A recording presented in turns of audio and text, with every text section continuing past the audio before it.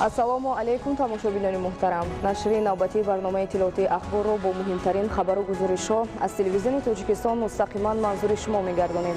Дар студия Оишаи Саттор. имрӯз асосгузори сулҳу ваҳдати миллӣ пешвои миллат президенти ҷумҳурии Тоҷикистон муҳтарам Эмомалӣ Раҳмон бо мақсади шиносоӣ бо вазъи зиндагии сокинон ва ҷараёни корҳои созандагию бунёдкорӣ бо сафари корӣ ба вилояти Суғд ташриф оварданд. Гузориши хабарнигорони мо. صبح روز 26 ایولی سال روان اساسگزار صلح و وحدت ملی پیشوای ملت پرزیدنت جمهوری تاجیکستان محترم امامعلی رحمان با مقصد شناسایی با وضع زندگی ساکنان و جریان کارهای سازندگی و بنیادکاری با سفر کاری به ولایت سوغد تشریف آوردند. السلام علیکم. مهر و محبت و صداقتی صدق دلانه ما به شما پیشوای معظم ملت، حبیب ملت ما خیر مقدم، طبیب ملت ما خیر مقدم، شکر و نصرت و صلح و صفا شد نصیب ملت ما خیر مقدم. پیشوای ملت محترم امامعلی رحمان را در فرودگاه بین المللی خوجند راهبریت و ساکنان مهنت‌قرین ولایت سوغد با صمیمیت و محبت بی اندازه استقبال گرفتند. باید تاکید نمود که سرور دولت محترم امامعلی رحمان در دایره سفر کاری به ولایت سوغد از شهر اسفره بازدید به عمل آورده با وضع زندگی ساکنان شهر و جریان کارهای سازندگی و بنیادکاری از نزدیک شناس خواهند شد. در دایره سفر کاری به شهر اسفره اساسگزاری صلح و وحدت ملی پیشوای ملت پرزیدنت جمهوری تاجیکستان محترم امامعلی رحمان به دهات وروخ تشریف آوردند. نخست سرور دولت در دهات وروخ شهر اسفره با لایحه‌های انشاءات تعییناتش گوناگون که تا جشن 30 سالگی استقلالیت دولتی جمهوری تاجیکستان در حدود دهات مورد بهره برداری قرار میگیرند شناس شدند. اطلاع داده شد که انشاءات مذکور در بخش‌های مختلف ساحه‌های اجتماعی و خدمت‌رسانی به نقشه گرفته شده است و مورد بهره برداری قرار گرفتن آنها دسترسی اهالی دهات مذکور را به خدمت‌رسانی‌های گوناگون خوبتر نموده در این برابر شرایط مساعد برای تعلیم و تربیت کودکان فراهم آورده می شود.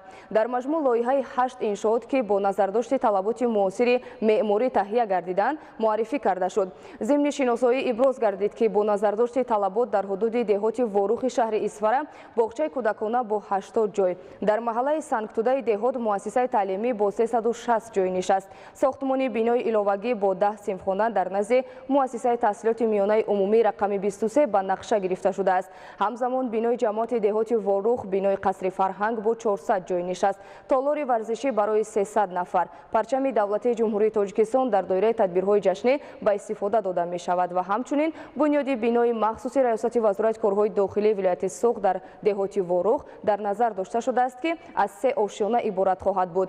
ابراز گردید که هنگام تهیه نقشه چهاربینی‌ها بخشیده به جشن 30 سالگی استقلالیت دولتی جمهوری تاجیکستان توجه خاصه به تعلیم و تربیت نسل نورس، آموزشگردانی ورزش و ترغیب طرز حیات سالم ظاهر گردیده در این زمینه بنیاد انشاءات ساحوی در سراسر دهات در نظر داشته شده است. به سرور دولت ضمن رونمایی لایحه‌ها اطلاع دادند که در اکثر انشاءات مذکور کارهای ساختمانی الکی آغاز یافته فعلا با سطح و صفت بلند ادامه دارند. راهبر دولت ضمن شناسایی با لایحه‌ها مسئولین را وظیفه‌دار نمودند که کارهای ساختمانی را در انشاءات مذکور با سطح و صفت بلند و مهلت مقرر گردیده به انجام رسانند. در این برابر جریان کارهای بنیادکاری را در حدود دهات زیر نظارت قطعی گرفته برای بلند برداشتن سطح و صفت خدمت‌رسانی‌های گوناگون به اهالی و تأسیس جایهای نوی کاری با استفاده از امکانات بنیاد دیگر انشاءات را نیز تهیه و به سامان رسانند.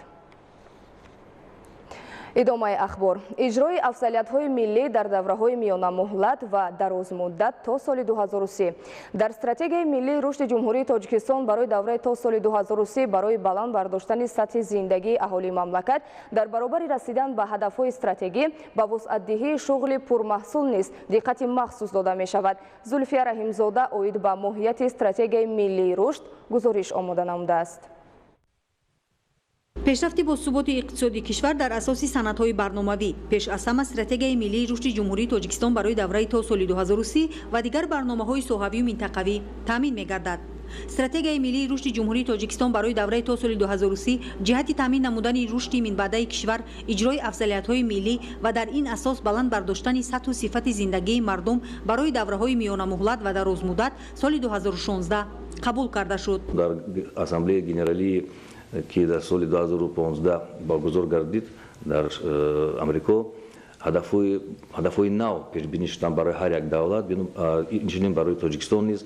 Тоҷикистон ин ҳуҷҷати мазкурро имзо кард ва ин ҳадафҳои рушди устувор то соли 2030 барои ҳама давлатҳои ҷаҳон муайян гардид.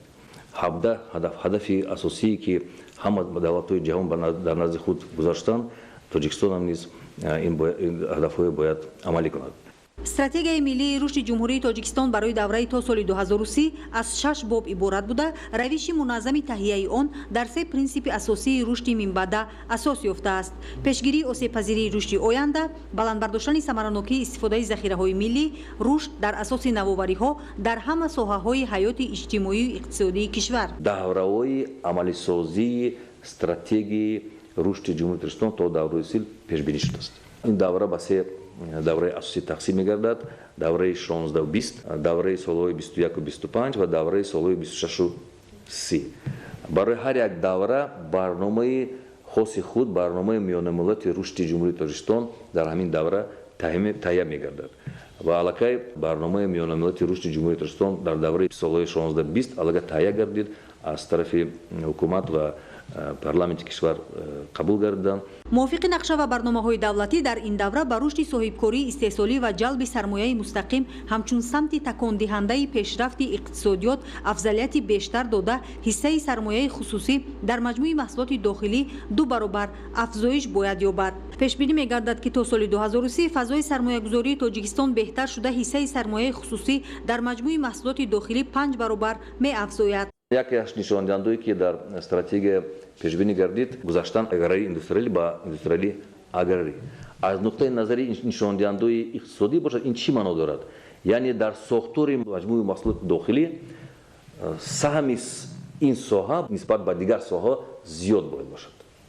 агар мо ин нишондиҳоро таҳлил кунем ва бо индикаторҳое ки дар стратегия пешбинӣ шуда ба назар андозем, дида метавонем ки саҳми соҳаи саноат дар сохтори маҳсулот то 21% пешниҳод шудааст.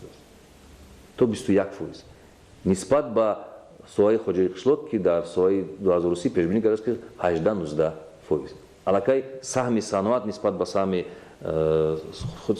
соҳаи хоҷаи қишлок дар сохтори маҷмӯи маҳсулоти дохилӣ зиёд мешавад. дар ин сурат мо метавонем аллакай эълон кунем ки кишвари мо ба кишвари индустриалӣ аграрӣ табдил ёфта истодааст. мувофиқи дурнамо зарур аст то низоми нави рушди босуботи иқтисодӣ ба ҷалби сармоягузории дохилию хориҷӣ, тараqqиёти босуръати саноат, кишоварзӣ ва такмили бахши молиявӣ асос ёфта вусъат дода шавад, зеро ҷавҳари асосии стратегияи миллии рушди ҷумҳурии тоҷикистон барои давраи то соли 2030 ин таъмини некуаҳволӣ ва зиндагии шоистаи мардум мебошад. дар ду муассисаи таҳсилоти миёнаи умумии ҷамоати деҳоти палдораки ноҳияи Масчоҳ корҳои сохтмонӣ оғоз ёфт. соҳибкорон Ниёзов ва Ҳокимбек Тутиев дар назди муассисаи таҳсилоти асосии рақами 9 ба номи Саид Умар Ниёзов 7 синфхонаи иловагӣ бунёд намуда истоданд. гузориши Сарвинози Суҳроб.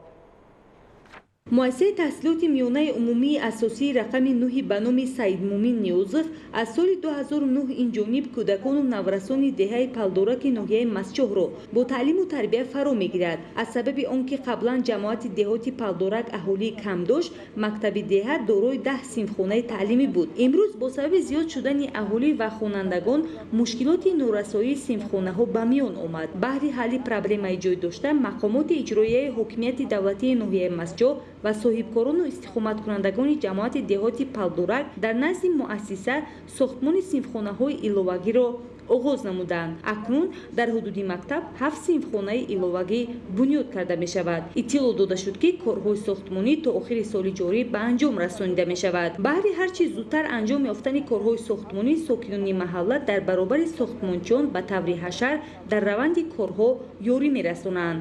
дар муассисаи таҳсилоти миёнаи умумии рақами 28 ноҳия бошад, корҳои таъмиру тармимкунӣ бо суръат идома дошта, болопӯши бинои муассиса навсозӣ шуда истодааст. муассиса аз соли 1980 инҷониб фаъолият карда.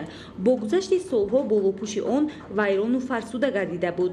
ҳатто чандин маротиба дар вақтҳои боришот симфхонаҳо аз об пур мешуданд. акнун бо иқдоми мақомоти иҷроияи ҳокимияти давлатии ноҳия болопӯши ин муассиса низ иваз карда шуда истодааст.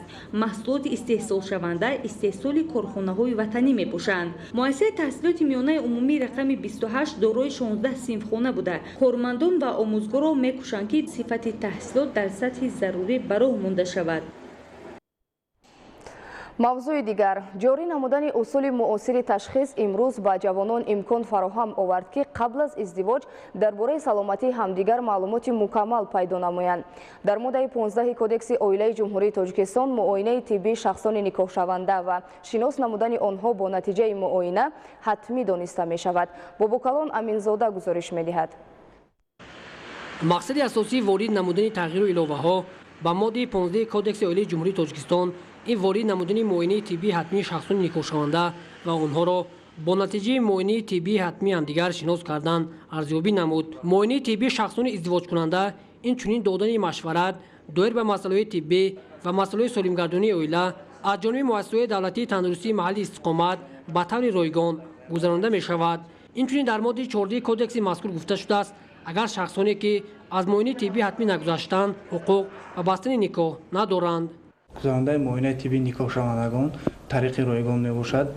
барои мақсади гузарондани муоинаи тиббӣ аз он иборат аст ки мо солимии ҷомеа ва саломатии халқи миллат мебошад ки мо ҳар як никоҳшавандагоне ки аз муоинаи тиббӣ мегузарад аз чанд зина иборат аст. якум иборат аст аз ҳуҷраи ба қайдгирӣ, баъдон мегузаранд аз муоинаи тиббӣ мегузаранд. флюорография мекунанд рентгени қафаси сина ки дар ин иборат мебошад бо касалиҳои тб масил набошанд. хоб мегузаранд аз таҳлили лабораторӣ хоб мегузаранд гепатит. аз ҳамин таҳлилҳо гузаронда баъд мо дида ба ҳар як пунктҳо ҷудо мекунем. мақсад агар ки бад бемориҳо бошанд ба ҳар як соҳаби духтурон гузаронда мо хулосаи худро мебарорем. агар ки солим бошанд خب ما زایمه سه پر کردن در آنها پیشنهاد کرده می شود.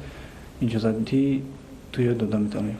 جاری نمودن اصول نوی معاصری معاینسازی عاقبت‌های پیشگیری تولید کودکان معیوب امروز به جوانان امکان فراهم آورد که درباره سلامتی همدیگر معلومات مکمل پیدا نمایند، ولی متاسفانه نه همه جوانان از این امکانات‌ها استفاده می‌برند. این برای بهبودی کار هر یک شهروند میباشد. این بسیار یک فایده آور است برای آن که اکثریت آدمان نمیدونستند که تا این دم اونها با بیماری‌های ویروسی دچار هستند. ما با آنها کارهای فهماندهی میگذاریم آید پرهیزکاری آنها در آینده که یگان بیماری در اوج نیارد. همین بیماری اینا را آید کارهای فهماندهی با طرز گزارش این بیماری ها با زوجه اون یا که با شوهر شونده اون کس کارهای فهماندهی میبریم که از همین چیزها خود را احتیاط کنند. امروز با پیشرفت علم و تکنیک تمام بیماری ها و همچنین نقصان های مادرزادی پیش از تولید در بطن مادر آشکار کرده می شود. بنابراین جوانان باید از این امکانات موجوده استفاده برده پیش از ازدواج از معاینه طبی حتمی گذرند و به این واسطه سلامتی خود و اطرافیان را حفظ نمایند. باباکان امیزاده، عبیدالله سیولی، اخبار. گیاهشناسان اطلاع می‌دهند که از شماره عمومی گل و گیاهایی که در جمهوری تاجیکستان می‌رویند بیشتر از 600 تای آن شفابخش میباشند. طبیبان اثبات کردند که همه گونه بیماری‌ها را می‌توان با گیاه‌های شفابخش تبابت نمود. گزارش نورالدین قربان. طبق معلومات آماری در مجموع در طبیعت نوتکرار جمهوری تاجیکستان 4513 نامگوی گل و گیاه می روید که از اینها 663 نامگوی آن به طور داروواری استفاده برده می شوند. تبابت با گیاه‌های شفابخش نظر به داروهایی که در نتیجه کارکرد تیار کرده می شوند افضل‌تر است و آنها خصوصیت زود شفابخشی نیز دارند. با گل و گیاه‌های وطنی کسالی‌ها و بیماری‌های گوناگون را باید معالجه کنند. این طب سنتی مردم تاجیک می باشد و از روی همین طب سنتی برای ماندن تبابت اوریزه ها با گل و گیاه ها بسیار با موارد است، زیرا که ما از تجربه خود دیده برآمدیم که با گل و گیاه های وطنی ки Тоҷикистон аз ин гулу гиёҳҳо хело бой аст. табибон таъкид медоранд ки бемориҳои дилу рагҳои хунгард, узвҳои ҳозима, роҳҳои нафас, пӯст, гурда, урологӣ, диққи нафас ва ғайраро тавассути гиёҳдармонӣ табобат кардан мумкин аст. бемориҳои пӯст, масалан бемориҳои роҳҳои нафас, гурдаву пешобгоҳ, дилу асаб, масалан бемориҳои узвҳои эндокринӣ, умуман тамоми намуди бемориҳоро Абу Али ибн Сино бо усули гиёҳдармонӣ ба роҳ монда буд ва масалан имрӯз ҳам дар тамоми дунё ва дар тамоми кишварҳои мутараққии дунё усули гиёҳдармонӣ ба роҳ монда шудааст. гиёҳҳои шифобахше ки имрӯз дар ҷумҳурии Тоҷикистон мерӯянд таъсири хуби давобахшӣ доранд ва аз ҷиҳати иқтисодӣ барои мардум дастрас мебошанд. имрӯз дар баъзан беморхонаҳои ҷумҳурӣ гӯшаҳои гиёҳдармонӣ ташкил карда шудааст ки ин ҳанӯз қонеъкунанда нест. бояд дар оянда табобат бо гиёҳҳои шифобахш дар ҳама беморхонаҳо ва марказҳои саломатии шаҳру ноҳияҳо васеъ ба роҳ монда шавад. ҳадафи асосии ҳукумати мамлакат ба таври васеъ ба роҳ мондани табобат бо гиёҳҳои шифобахш ҳифзи солимии ҷомеа буда, инчунин самаранок коркард намудани гулу гиёҳҳои шифобахши Тоҷикистон аст. маводи доруворие ки аз растанӣ омода карда мешаванд комилан безарар ва нисбат ба дигар доруҳо шифобахшиаш зиёд ва нархаш арзон мебошад. Нуриддини Қурбон, Аҳлиддини Карим, Фирӯзи Мусо барои барномаи ахбор. Тоҷикистон дорои табиати нотакрор ва олами бои гуногуни ҳайвоноту набототи нодир аст. Кормандони муассисаи давлатии ҳудудҳои табиии махсус муҳофизатшавандаи агентии хоҷагии ҷангали назди ҳукумати ҷумҳурии Тоҷикистон бо ин мақсад дар резервати биосферии Ромид парвариши гавазни бухороиро ба роҳ монда, ҳамасола саршумори ин намуди ҳайвоноти нодирро зиёд менамояд. муассисаи давлатии ҳудудҳои табиӣ махсус муҳофизатшавандаи агентии хоҷагии ҷангали назди ҳукумати ҷумҳурии Тоҷикистон бо мақсади иҷрои саривақтии дастуру супоришҳои роҳбарияти давлату ҳукумати ҷумҳурии Тоҷикистон дар самти ҳифзу афзунгардонии ҳайвоноти нодир ва таъмин намудани гуногунии биологӣ дар экосистемаҳои табиии Тоҷикистон дар резервати биосферии Ромид дар масоати 4.5 гектар парвариши гавазни бухороиро ба роҳ мондааст. бо ин мақсад соли 2015 аз мамнунгоҳи табиии давлатии Бешаи Палангон 3 сар гавазни бухороӣ ҷиҳати парвариш ва афзун намудани саршумори ин намуди ҳайвоноти нодир ба резервати биосферии Ромид оварда шуд. асосан масоати умумии резервати биосферии Ромид 16400 гектарро дар бар мегирад ки дар ин макон на танҳо ҳайвоноту паррандагони нодир, балки олами бою наботот низ мавҷуд буда, дар маҷмӯъ ҳамаи ин аз тарафи масъулони ин ниҳоди давлатӣ ҳифзу нигаҳдорӣ мешаванд. дар заминаи талошу заҳматҳои шабонарӯзии мутахассисони соҳа саршумори гавазнҳои бухороӣ шуруъ аз солҳои 2015 ва 16 дар резервати биосферии Ромид аз 5 сар гавазни бухороӣ ки мутобиқ карда шуда буданд то ин дам ба 18 сар расонида шуд. 5 гавазни модина дар ин мавсим насл ба бор овард ки ҳоло инкишофёбии гавазнҳои бухороии навзод мутадил буда, вазнгирии табиияшон низ хуб ба назар мерасад. ба иттилои мутахассисон ҳоло дар ҳудудҳои табиӣ махсус муҳофизатшавандаи ҷумҳурӣ зиёда аз 400 сар гавазни бухороӣ мавҷуд буда парвариш карда мешаванд. бояд тазаккур дод ки дар экосистемаҳои табиии муассисаи давлатии ҳудудҳои табиӣ махсус муҳофизатшаванда аз 93 то 95% ҳайвоноти нодир ки ба китоби сурхи Тоҷикистон ворид карда шудаанд ва шумораи хеле зиёд доранд ҳифзу парвариш карда мешаванд. дар резервати биосферии Ромид дар масоати 5 гектар парваришгоҳи замонавӣ бо фароҳам овардани шароитҳои табиӣ табиати ёбоӣ, яъне дастрасии табиии об, масоати ғизогирии табиӣ барои ҳар як гавазни бухорӣ фаъол карда шуд. гавазни бухороӣ аз ҷумлаи нодиртарин ҳайвони табиати Тоҷикистон аст ки таваҷҷӯҳи сайёҳони дохилӣ ва хориҷӣ ба он зиёд аст. кормандони муассисаи давлатии ҳудудҳои табиӣ махсус муҳофизатшавандаи агентии хоҷагии ҷангали назди ҳукумати ҷумҳурии Тоҷикистон дар самти ҳифзи олами бои ҳайвоноту набототи нодири мамлакат аз ҷумла гавазни бухороӣ тадбирҳои саривақтӣ андешида баҳри афзун намудани саршумори он ва ҷиҳати парвариши ин намуди ҳайвоноти нодир дар дигар минтақаҳои ҷумҳурӣ аз ҳарвақта дида бештар талош менамоянд. Муҳиддини Муҳаммадовуд, Фарҳоди Восен, Неққадами Нуралӣ барои барномаи ахбор.